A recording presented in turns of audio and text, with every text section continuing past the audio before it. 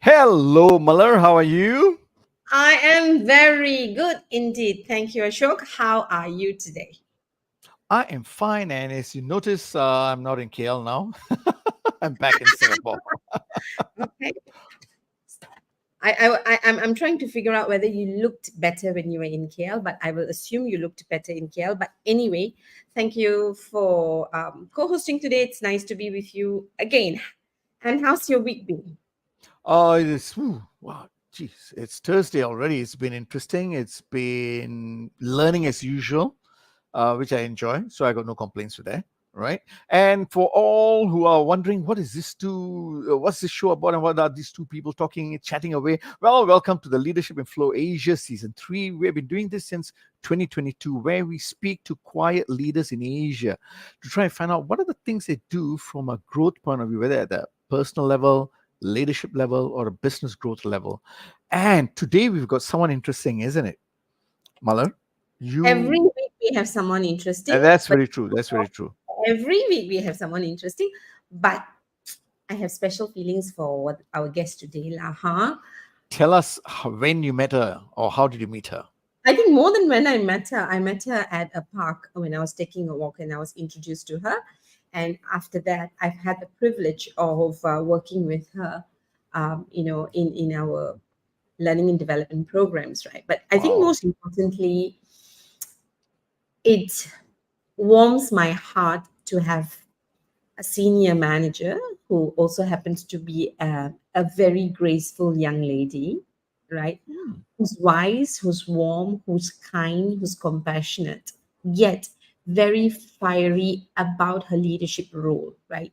Because I mean, I think like everybody else would know that we take a lot of pride bringing in practitioners, people whom Mm-mm. we've had the privilege to witness how they make change happen. So today we have Carmen Loh from Accenture, of course, and she's a senior manager in Accenture's strategy practice. So can you imagine, right?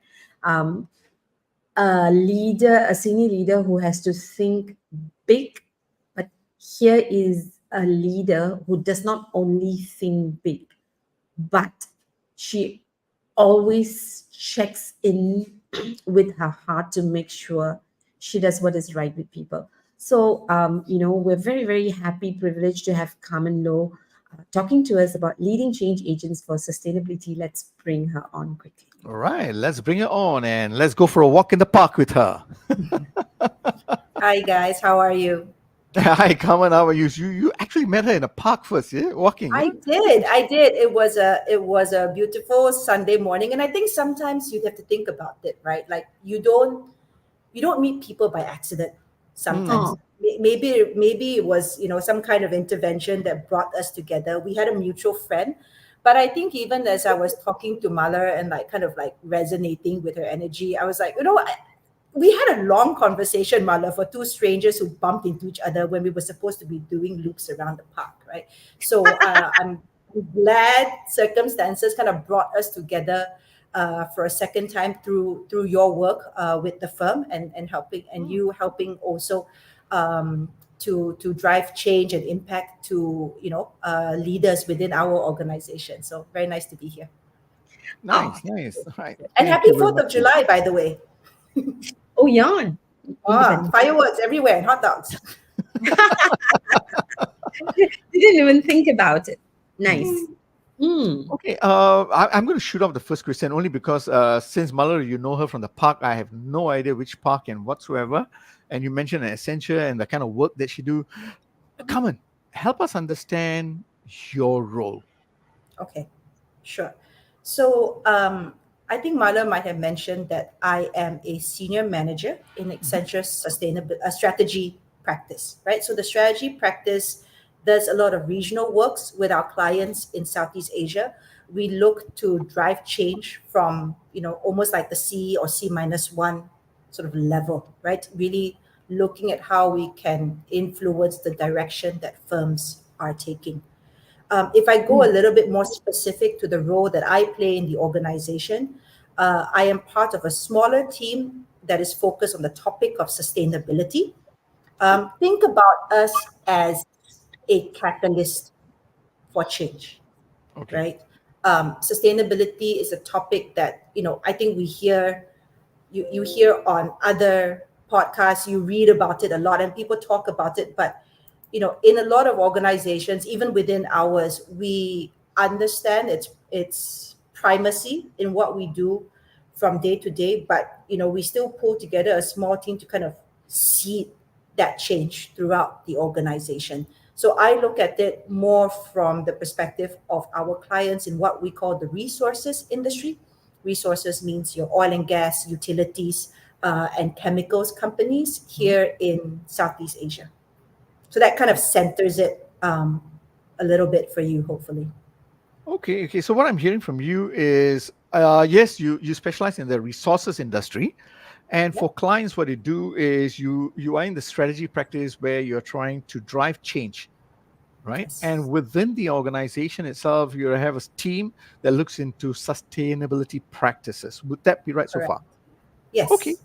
Okay. So I hear a lot about sustainability.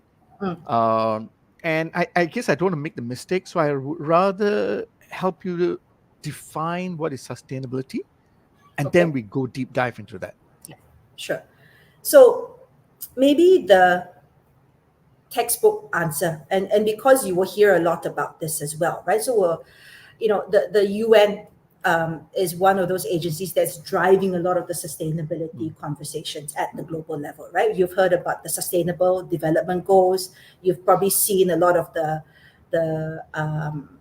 diagrams with all the different, kind of boxes that talk about the 17 different areas that they're focused on. So how they define sustainability is a way to meet the needs of the present without compromising the ability of future generations to meet their own needs, right? Okay. That's the kind of longer way of saying it. I mean, there are a lot of developing countries around the world, our own country included, right, that are dealing with the threat of what climate change will bring, right? But I think we really need to strike that balance to ensure that while we need to continue to develop for the sake of our people, right, and to push towards progress, we are trying to minimize the impact of climate change as well, right, to kind of make sure that we're here to stay, as it were, for future generations.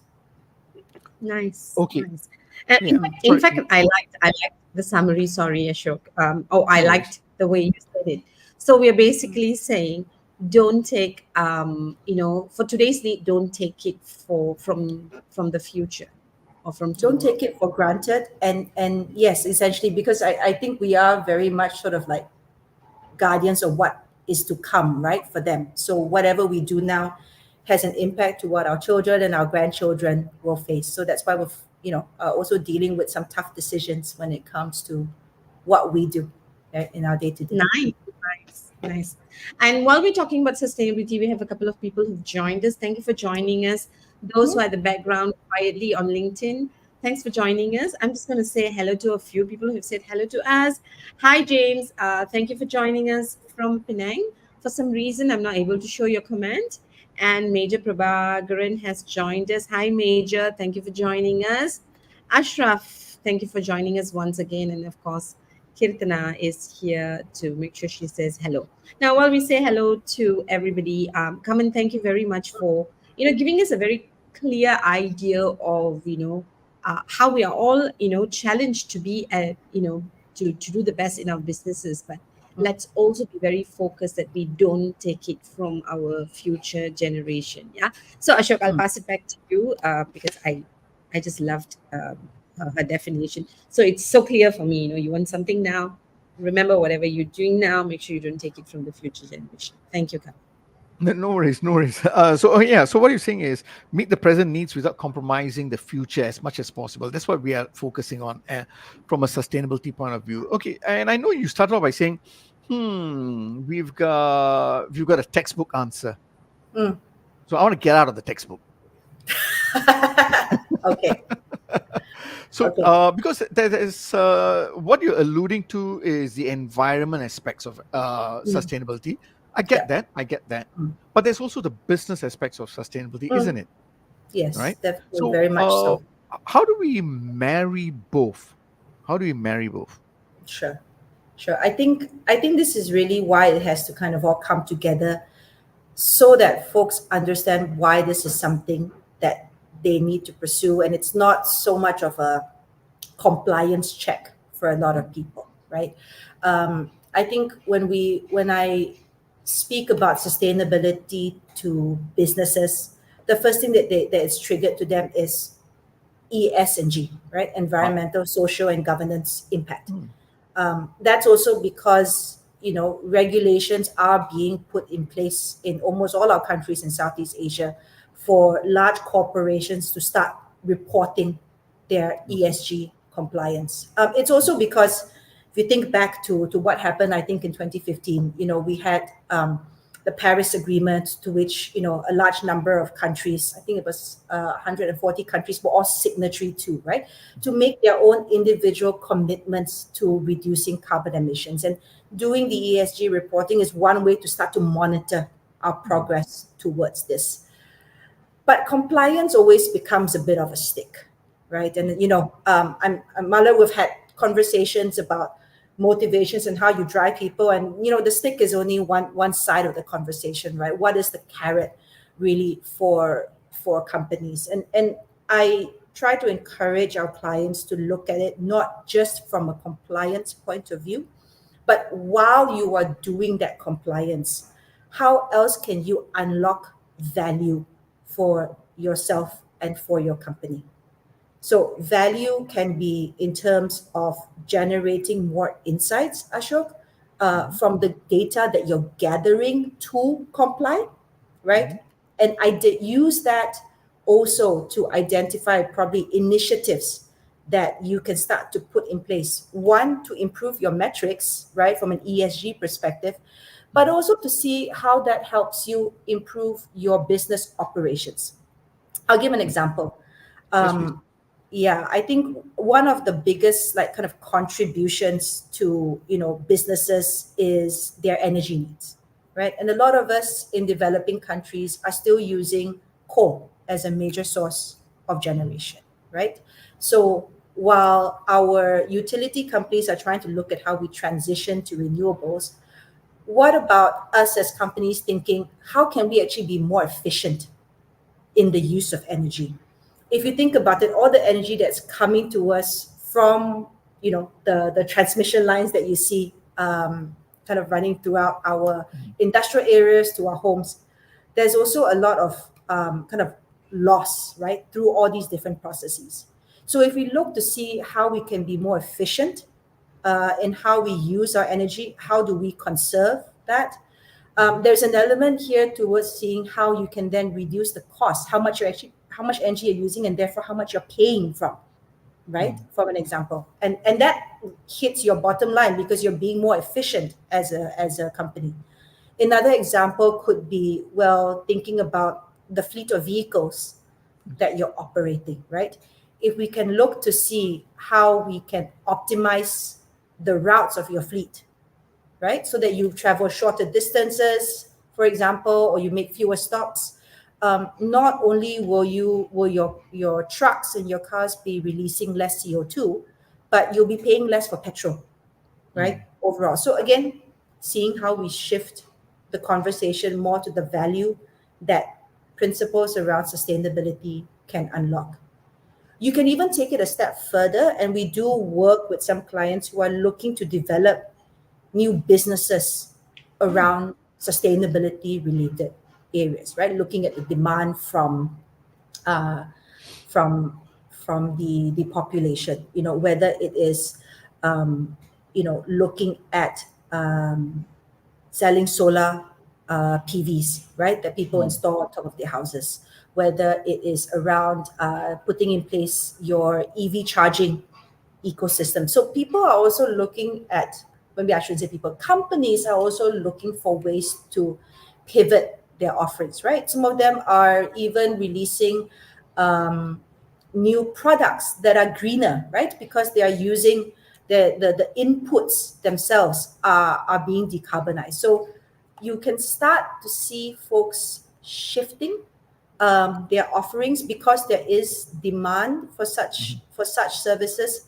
Of course, that comes with a price, and that's something that we're hoping that with the right regulations in place and gathering the right traction from the kind of broader consumer market, that's something that we kind of move in a step change in the future. Right. Okay. So, thanks for that. Because for me, before you explain all of this, right, I think I was in the same camp as most people who would have thought sustainability equals ESG. So therefore, it's a flavor of the period, or I got to look good, I got to say the right things. But here, I think what you've done is you have nailed it when you said it's about value creation. Yep. Unlock the value in that sense. And the examples you gave, yes, how can we look at reducing carbon emissions at the same time being efficient in the way you manage your fuel, Mm. for example? And Yep. therefore, how does that then relate to your bottom lines? Yes. Of course, as a Yeah. business, that's what we are looking at as a business owner, Correct. right? Right. It is going to be about the P&L. Mhm.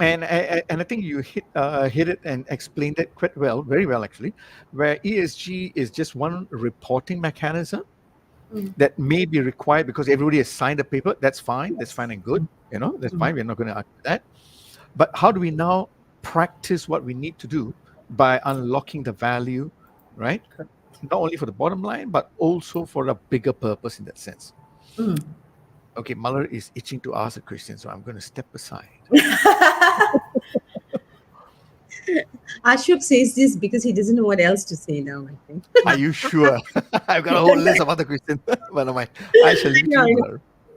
No, actually, when Carmen spoke, thank you for the nice summary, Ashok.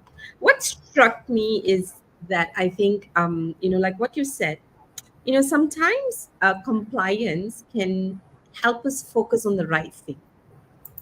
Because if ESG and SDG goal, if you don't have to comply to that, we won't ask because compliance is tough, right? It's painful. Yes. We begin to push back by asking why, Yeah. right? And the why is a powerful why because it then helps us to be mindful. So I think what sustainability does for us, especially it started off with ESG in terms of how it was popularized, right? I think what it helps us to do is that it helps us to be mindful, to stay on track why we do what we do. Yeah. Because I think often we look at getting the results and growth of the business, but we don't look at how we might be stealing from the future. Which Yeah. means that whatever looks good today, right, may not be present or available tomorrow, right? And Correct. which is a big thing, right? Because when we think about businesses, right, the whole idea of actually businesses is really, I mean, which business is started because we want to fly by night business, right? We all want to be there to make a difference and be there to serve the future generation. So thank you for making it so simple by saying yeah, you might think we might be complying, but can we now add value? Because if something is being put as compliance, there must be a very, very good reason. Now, as I say that, Major Prabhakaran says he loves this. He says Aw. ESG make perfect business sense. Thanks a lot, Carmen. He also said, very nice, don't rob future generations' right to have a Yeah. decent and safe environment. Right. Now, Carmen, I'm very curious, right? Now, I know you personally, and I know you're very passionate, right? But I'm very interested to find out from you, right? Did you become passionate about sustainability because of your role?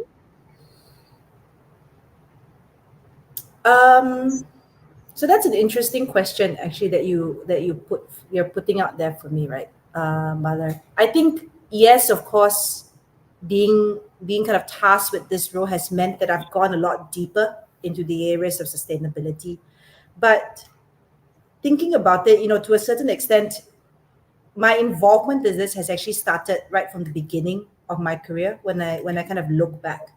Um, my very first role was in a private equity firm that was looking to do infrastructure investments, right? Mhm. And again, that comes from a place where 15, 20 years ago, to what I was sharing with Ashok, we were looking at unlocking development and improving the quality of life for a lot of the folks, right? Mm. Whether it's about providing um, power by financing power plants, right? Putting in place financing toll roads, right? So that there is connectivity, telco tower infrastructure, so that we all can kind of pick up our phones. And 4G is something that we all kind of take for granted now, right? But this is something that we had to put the infrastructure in place all those years ago, to financing hospitals, so that we're also providing healthcare, right? So that kind of developmental role and that whole push towards creating a better future for people has always been there since the start. Mm. Uh, but I think karma has come full circle to me, because I mentioned first off that one of the areas that we also invested in were power plants, right? And at that point, a lot of them were actually powered by coal, right? Because that was the cheapest way to provide energy, right, to countries where there was insufficient power that went to homes, that went to industries, that went to businesses, right? So I guess in a way it's nice to have come full circle and look now also at um, renewable energy projects, solar, wind, EVs, right? Maybe I'm paying my debt to the environment when it comes around. Yeah. Would you remember? Because I think what's interesting is that, I mean, again, right? Mm, It might be unfair to the listeners, but I think I've experienced you as a person who's very reflective. You mm, reflect a lot, and the fact that you look at it as karma, right? And mm, well, I look at it as just low awareness, or we were focused on something else, right, mm, at some point. mm, But I think the good thing about you is that you're saying, okay, I know how we got the results in the past, and I mm. maybe wasn't thinking about the impact in the future, right? Yeah. And you're now put in a role that probably forced you to look at the impact, Yeah, definitely. right? Yeah. Yeah. Mm, But I think there are two types of leaders: people who mhm, internalize and ask the why and find the purpose, which is why today's topic is leading change agents, right? Because mm, uh, if you believe in it, if you are, if you have conviction, then the way you will influence people will be very, very different. So, at mm. what point do you remember when you started the role, right? Yeah. There might be awareness, lurking away, but at Mm. which point where you felt strongly connected that this is part of your purpose as a leader? To be honest, I think it took me a bit of time to kind of come to terms with it. I think when the role was, kind of first discussed, I was initially a bit scared, right? Because, you know, as we spoke about with Ashok also at the beginning, what does sustainability mean? What are the boundaries? What am I actually supposed to do, right, Mm, in this entire scope? And I think it's also taken me a bit of time to kind of define it for myself and understand what kind of impact that I, as a person, can drive as an employee, but also then what my people can do, right? And what are their own kind of unique contributions towards that. We have of course, within our company, we have very clear segregations around what are the themes that we look to drive around sustainability, whether it's about creating new business models, looking at the value chain and the impact that kind of drives there, looking at our data decision making, etc. But I think also, it's something that we have to collectively come together and define for ourselves, right? What are the boundaries towards what we can do? I think it probably took me a few months, Mahler, to be honest, to wrap my head around it, as it were, right? But I think what I've come to realize is the small team that I spoke about. Like I said, I use the term catalyst because it is really the responsibility of everyone in my organization to understand sustainability and to start to embed this in everything that we do for our clients, right? Because we want all of them to do this as well, right? Not everything is a clear, sustainable project, right? Like reducing CO2 emissions, but even down to how we run the projects. Can we run them more sustainably? Can we reduce the cost of travel, for example, right? To reduce the carbon footprint of the project. These are principles that we actually try to put in place as we are delivering, right? So it's something that needs to resonate throughout everyone in my company. Nice. Thank you. Thank you. So I don't think you do anything for the sake of doing. You take it on. So what I'm Mm, hearing from you is that, when something is thrown at you, you take it on, you internalize it, and you find your mm, why. And after yeah. you find your why, then you're able to then influence the people Mm, you are leading in your team to know why this is an important agenda, mm, us as yes. people, Yes. right? And by the way, as a bigger part, which is the business. Okay, sure. And I think one of the things also, Mala, which is interesting, is the number of people who come up to me expressing an interest, right, and trying to see how they can come on board, Mm, um, which is the kind of biggest reward, I think, in a lot of this, right? Because I think in very few organizations everywhere do you see this amount of proactiveness. And I think mm, it's really because sustainability for some of the employees are it's really like a personal passion, right? So the ask is really to go to a leader to say, hey, this is something I'm willing to do. I think it's important. I'm willing to see how I can put, for some of them, I'm willing to see how I can put a bit of extra time in to see how I can impact this, right? Both within the firm and at clients, right? And can we start off from there, right? To try to identify, okay, within your current role within the organization, how can we best get you to contribute, right? mm, And still be recognized for this, mm. which I think is something that's also, I mean, I love them because I know that they're doing this, out of the goodness of their hearts. But I think, if you take time to do something like this, we also need to make sure that their impact is also felt, right? And measured to a certain extent. Yeah, but what I'm getting out of the story that you're sharing is this, right? When you, when a leader, right, internalizes the purpose, the why, Mm-hmm. right? In this case, the why of sustainability, your conviction in influencing people awakens them to I want to think so. contribute, right? So what you are doing, like what you said, karma, right? So it's not that there was no space for people to become aware because we were focused elsewhere. But when you Mm-hmm. have a leader who's purpose driven Mm. and who communicates that purpose, what you do is you give me an opportunity to be awakened. Yeah. I'm now aware. And when I become aware, I become aware of what is important for me because now Mm. I realize that, hey, this agenda is also important for me personally, not Yes. because it's compliance, but because I know that living the world a better place for Mm. the future is important for me.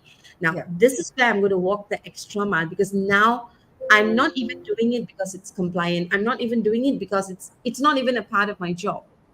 But Yes. right, I'm doing this because I think this is the right thing to do. Mm. And I think Mm. that already speaks volumes of the importance of influence, right? So when we talk about leading, right, a lot of Mm. times when we talk about leading change or influencing change, we Mm. think that we need to speak to people, we need to convince people, Yeah. all right? But most good things, people Mm. are driven by a better world, driven by a positive purpose. I mean, purpose is always Mm. positive, right? And I think what you are telling me is that when you believe as a leader, when you speak, when you walk your talk, when you share your Mm. struggles, Mm. people buy into the same dream, same mission, and same vision. That's what I'm hearing. I think that's a fair point to make, Mother. And I'm also just reminded of the fact that, look, you are not a leader if no one wants to follow you, you don't step up on the podium one day and declare this for yourself, right? It is when people feel your conviction and are aligned with your values, Nice. and this happens at any level, then you actually truly become a leader. Yeah, and that's exactly what you've exhibited. Before I pass it on to Ashok, I have to read this comment from Major. Malar and Ashok, after this show, Gardening. you must start gardening because we're talking about environment.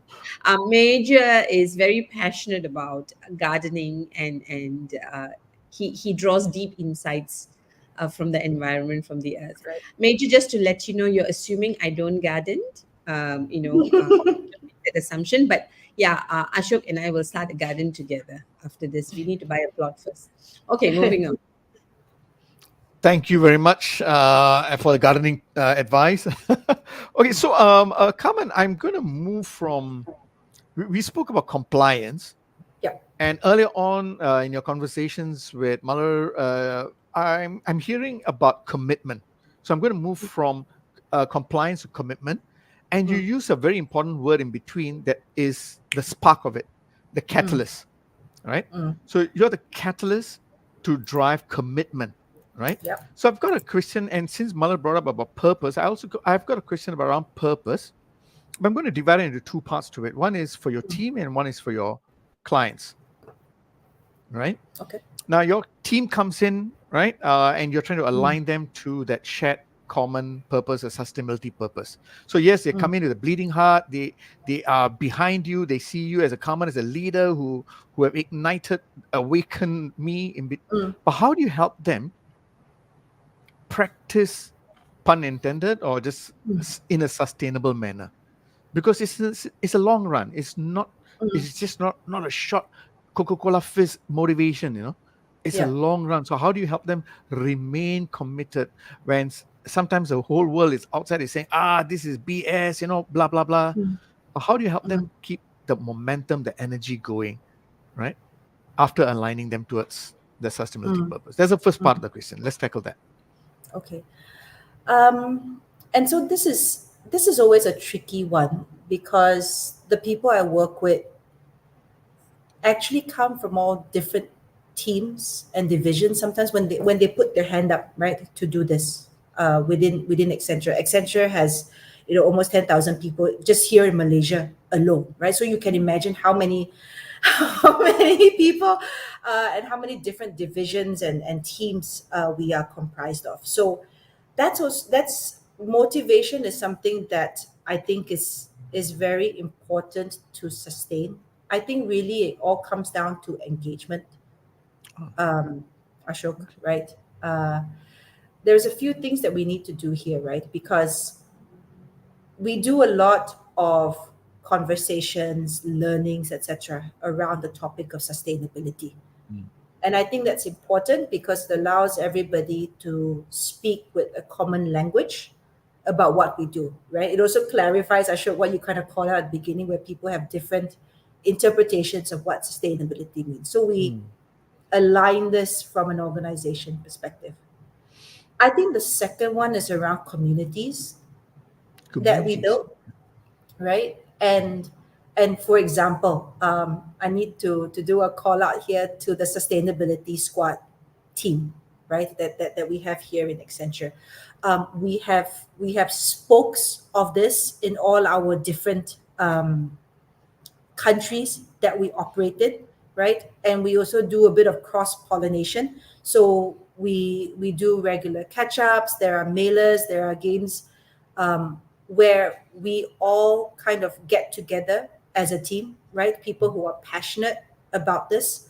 And then from community, I also, where possible, try to make this real for them by bringing them through from the communities where there's a bit more outreach to projects where they can contribute, right? Because these guys have clearly expressed an interest. And if I know where their current role resides, I can still then explore how do we include them into projects that we are delivering for the client so that they really start to see the value and tangible contribution that they can make towards change, right? So really it is always a tricky thing to understand what each person kind of brings to that table. But I think as a leader, it is valuable to spend that time understanding your team, right? So that you can use them. And I say this in the best possible manner, right? So that you can use them to their advantage. Because I think if you are able to utilize people when they're at their best, that's really when they start to shine, right? And everybody brings something different to the table. Right, right. So what I'm hearing from you is how do you help them keep the energy and the momentum going? I boiled it down to 3 C's that you talked about. One Mm, is the communication, the mm, engagement that you always have. yeah, You also focus on the education part of things, right? The yeah, languaging, right? In that mm, sense. The other mm, one is the communities that you build, the mhm, squads that you have, so that yeah, they become the catalysts for you, your change mhm, agents. And the yeah, third one is all around contribution, where yes, you want to make sure that yes, I have a purpose, but mhm, it's nothing like when I see that purpose making an impact with the contribution. yeah, That's a link to meaningful mhm, work. So I have a yes. purpose, but you ensure that the contribution makes an impact to meaningful work. So that's one that you That's a do. beautiful summary. Thank you, Ashok. I'm going to use that when I have my next conversations with my team. No worries. You help Mm. me. You are helping me learn. I'm very happy to be learning from you. Please use whatever you need to. Okay, so now you got that within the team. Mm, Fantastic. right. Now you're taking this to the clients of yours, Mm, right? So the clients here, that's a different ball game because you have to pitch to them why they need to have sustainability in the first place. And mm, and like you said earlier, you speak to the C levels or C minus. mm. Yeah. How do you then align their goals towards a common shared purpose, sustainable purpose? How do you do that? I'm assuming it's a tougher Mm, pitch, mhm. right? So how do you Yeah. do that and how do you keep maintaining that? So let's divide it into 2 parts. How do you do it and how do you maintain it? There's not really a secret sauce. I wish I could say there was just one key, Ashok, that I go in and I just unlock, right?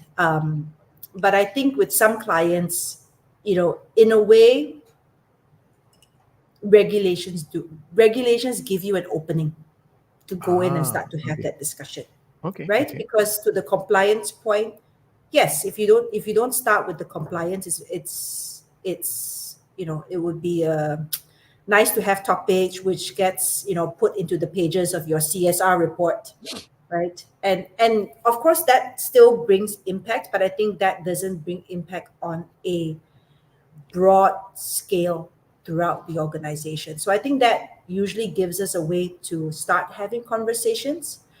But I think there's also a lot of friction when it comes to this compliance, right? And what we do is we try to go in and reduce that friction when Mm. it comes to reporting. I mean, we are a technology company, so we have the platform capabilities. We bring in data and AI to help make the job of our clients easier when it comes to compliance. And then we use the available data to start to identify, okay, how can you bring value to your organization from addressing these sustainability issues, right? There are different levers that Mm. you can pull as a company. And I think it's our job as consultants to kind of shine a light on that, Nice. right? To help them understand where else they might make improvements. Mm. Sometimes some of our clients might already have a sustainability team in Ah, place, right? okay. And so if they have, that's great. We also sometimes try to help them to identify what are the roles, responsibilities, and accountabilities that the sustainability organization has to make. Mm. But again, like how it is within my own organization, right? You can't expect 10 people in one department to make an impact on 10,000 people. um, Really then it's about defining the interactions between that team and the organization as a whole, right? There are certain areas that are accountable from a sustainability perspective there, but Mm. you cannot do it without, for example, having the folks from finance involved, right? The folks from HSC involved, the folks from Mm. asset management, from operations, involved. So really, once you start to unpack it at that level, you see that it's actually the responsibility of almost everyone in the organization to play a role and to contribute. Okay, so it's a bit of a long game from what I'm hearing, It right? is. But the way you go in is okay. So there's regulation. Mm, Let me use that as a stepping stone to go in. yeah. But there's a lot of friction that they are facing. They're frustrated with it. So you Mm, go in there, right, to solve problems with yes. the data that you have. So you go in from a let me try and solve your problem.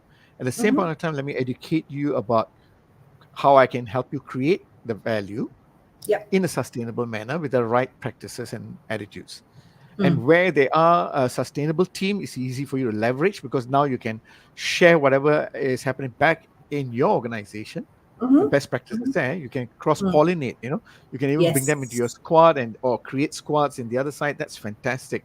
But where Mm, you don't have, then then how do you do that? Where you don't have a squad within that team, how do you, what are the milestones you create? How do you ensure that you keep them progressively motivated in that journey? mm, mm.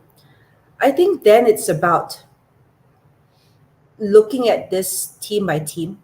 The same thing like what you do with people, right? You have to understand what each team or department's I have to say it, KPIs Oh, are, right? They drive a lot of things, right, in organizations, right?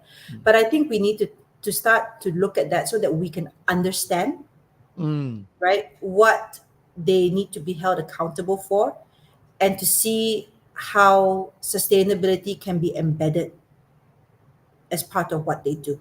So again, then it's maybe a question of not putting an additional requirement on it, yeah, but to see how this is something that makes sense in their day to day, right? yeah. Because if you don't do this, Mm. um, again, the friction sometimes become a bit Yeah, insurmountable. I noticed you were struggling with the word KPI, which I understand because Yeah. the last thing what you want is you don't want to go the compliance way again, is it? Mm. Because we Yes. wanted to embrace these practices so that they are Mm. committed to it, Yeah. and even at best, if they can become advocates for it or even Yes. catalysts, right? Yes. Or be the There change is a bit agent of for you. culture change, Ashok, Ah, that can be done, right? okay. And really, if you want to do that culture change, then that has to come at the leadership level, right? It's almost someone that where you need an executive sponsor, whether it's a CEO or somebody at that level to drive that throughout the organization, right? Okay.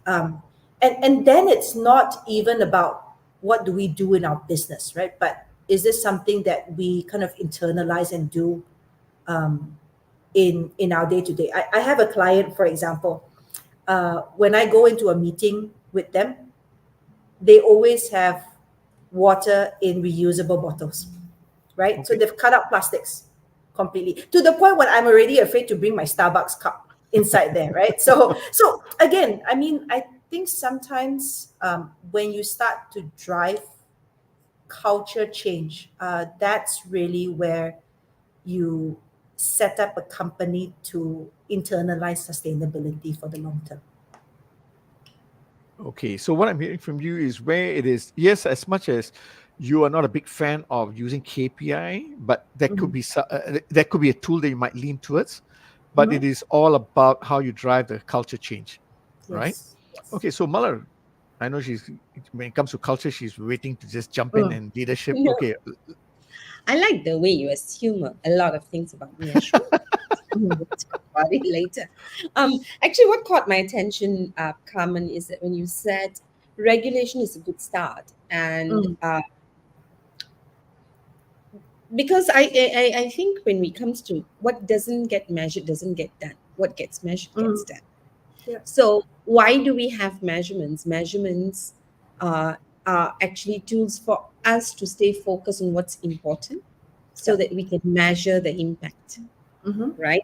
And I Yeah. think when it comes to sustainability, right, the reason we have a lot of us have got started because it's a regulatory thing is Mm. because we were focused on other things there. I think in running our lives, forget about business, right?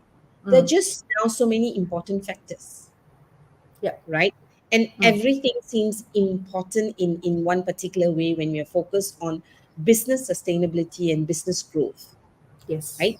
And while you're thinking about how to grow and look good today, Mm. serve the serve your customers today, Mm-hmm. minimize costs today, it is not difficult to forget about the implication of your choices. Mm. So I think it is a real practical problem. Yeah. While it can look desirable to say, I want to leave the world a better place, but first I need to survive today's world before I can leave the world a better. I mean, let's be real about it. I think businesses are pushed, people are pushed, and leaders are very pushed with so many priorities. So I think I loved what you said about regulations being a good start, Mm. because authorities realize that, if I don't set it, we're not going to set it as a priority, not because it's Mm-hmm. not important, because there are just so many priorities to manage. Number one. Number Yeah. two, I know you were stumbling with the word KPI, right? I don't know what the stumble means. I think none of us actually like the word KPI, but it helps us focus. Yeah. But I think what you've reiterated over and over again is that we may start with the end in mind, which is the KPI, Mm-hmm. but the beginning is actually the purpose. So, in fact, just now when you were taking through your three C's, what I actually saw is that, if you look at sustainability, the purpose of sustainability, I Mm. think you draw meaning into why as a Yeah. person who's Mm. managing it, right? And Mm. I thought, you know, you as a leader, you have taken it as your personal identity Mm-hmm. to make a difference, right? Yeah. And you take it as your personal commitment to do it.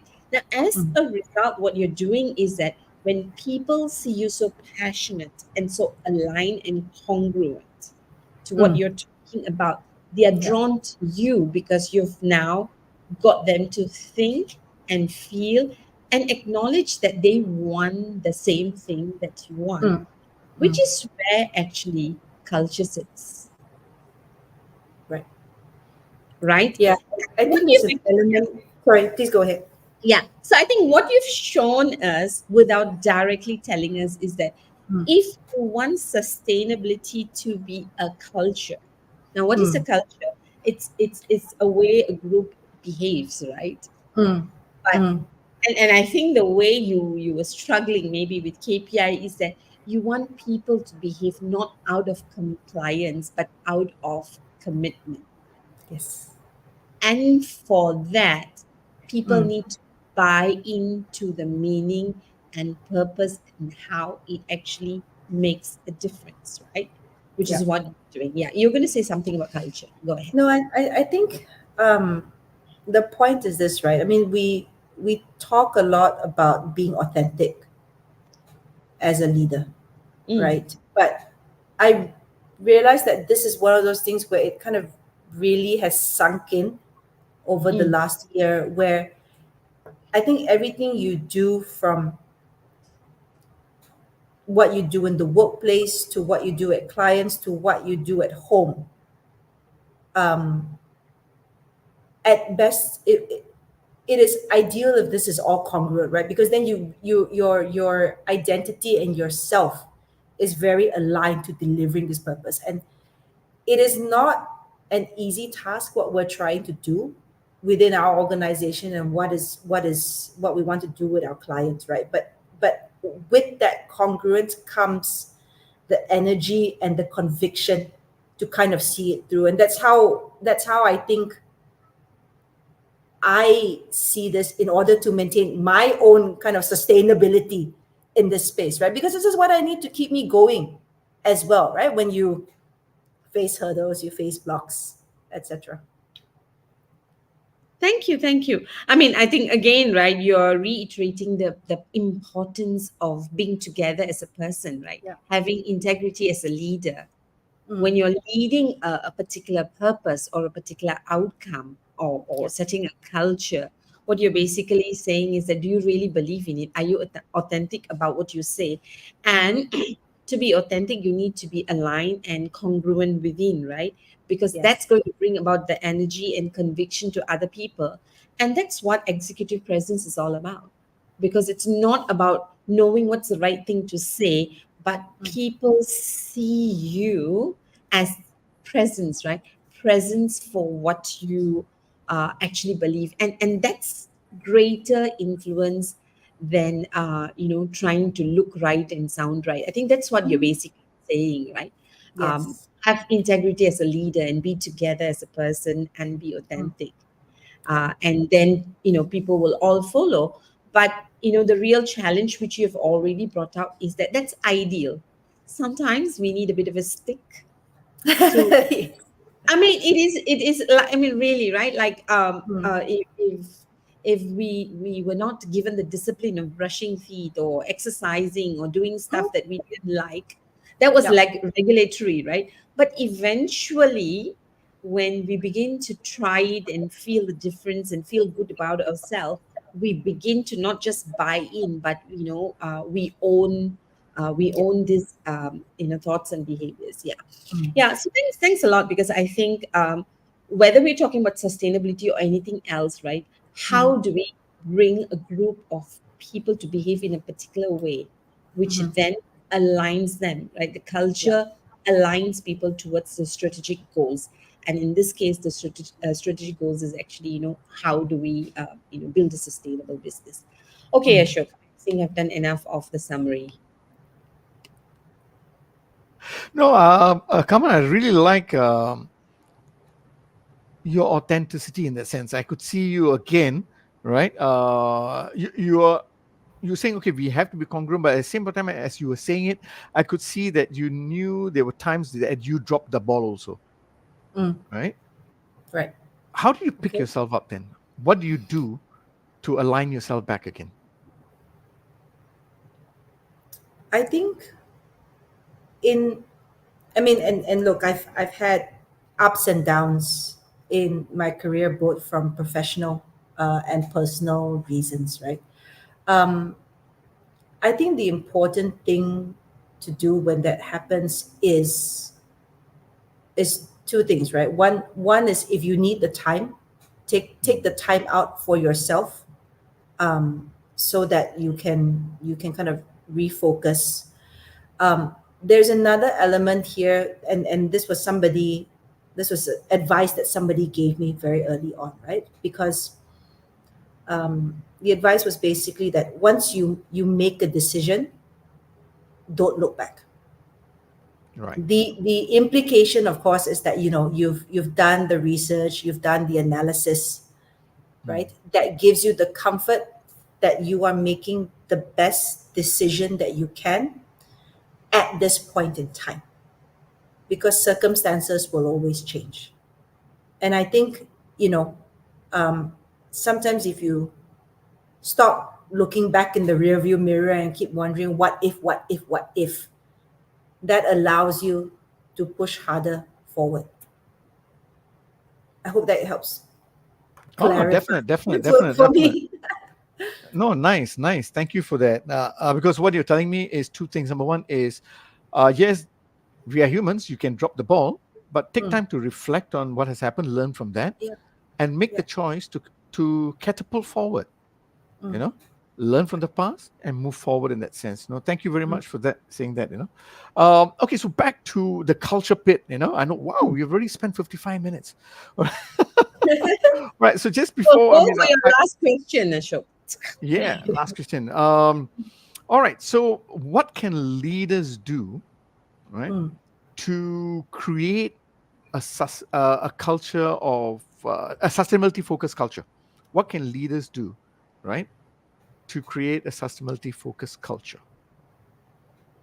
I think you need to live it,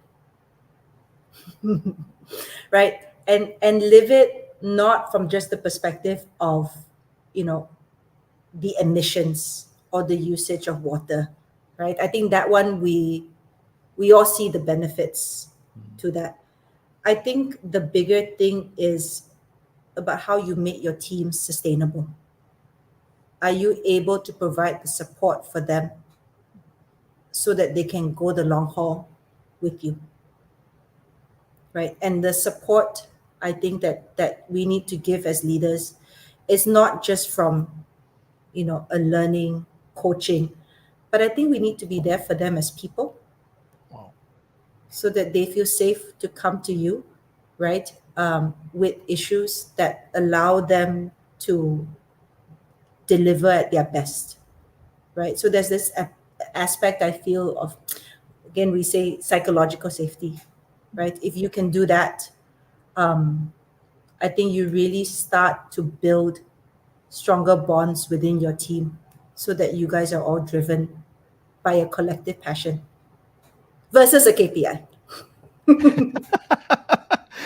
Mother has already said there's nothing wrong with the KPI.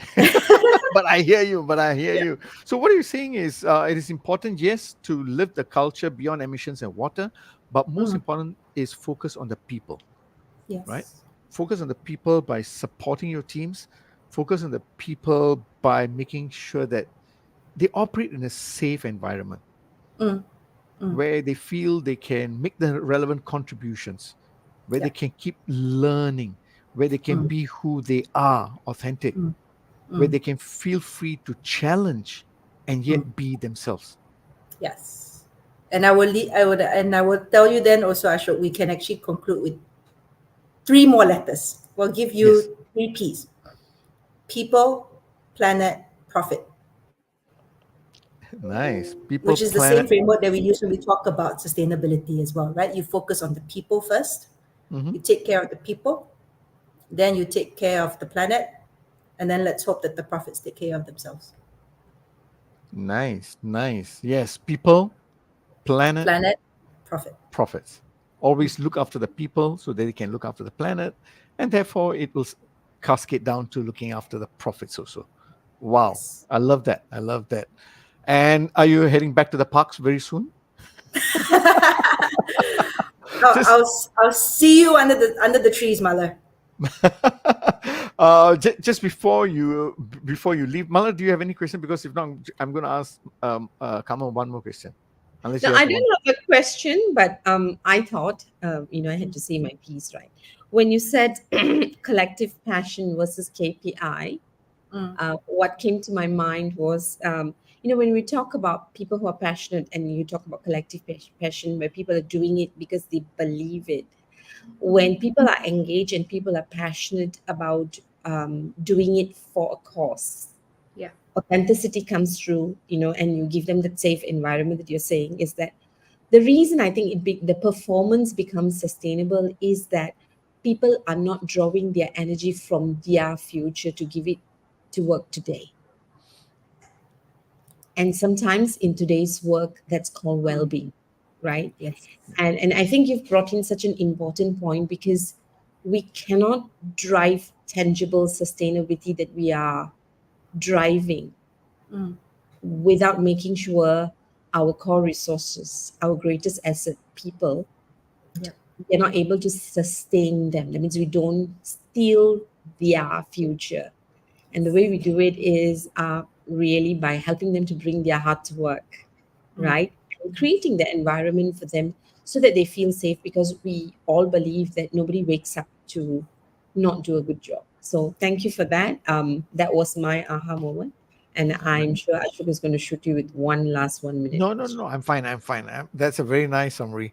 No, thank you very much, Kaman, for your time, sharing your views, your thoughts about what sustainability is and what it isn't, and how we all can move from compliance to commitment by helping build the people, the passion within the people, and as a leader, how to show up and be authentic and be true to the cause itself.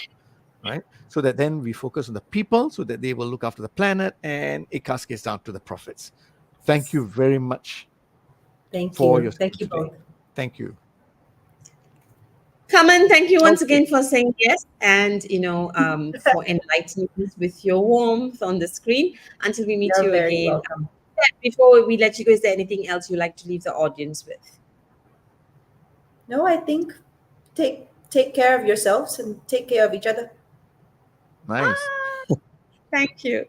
All right. Thank you. So as we say bye to Kaman, Ashok. Yes. Wow. Wow. See? Thank you. Thank you for bringing her in. And keep walking in the park. Maybe we might find somebody else in the park. All right, that's fantastic, right? Three P's. I think there was and there are so many ways of working the three P's, right? Pay attention to people, people pay attention to planet, Planet. And and profits will happen as a result. that's right. Hopefully, fingers Yeah. crossed. All right. Yeah. Okay. All right. So with that, I think that was enlightening session for me. It was. It was. It was an enlightening session, definitely for me too. Right. Yeah. Right. And that's what happens when we get quiet leaders who do all of this quietly, and we are the Mhm. lucky ones who meet them in the park and they say yes to us. Yes. And for the audience who've been listening quietly, thank you for always supporting us. I must say, I just saw Gerald and Shamini put up a post. Put Okay. up a comment. Sorry, we couldn't see it earlier, so we didn't put it up. So all Mhm. our quiet supporters, we hope the quiet leaders who've been serving in this platform have been helping you. And if you know great quiet leaders, remember to bring them to us so that we can bring them to you. With that, this is Malar signing off from Malaysia. And Ashok from Singapore. Thank you very much Till and have a great week ahead. until we meet you next week. Bye. Bye bye.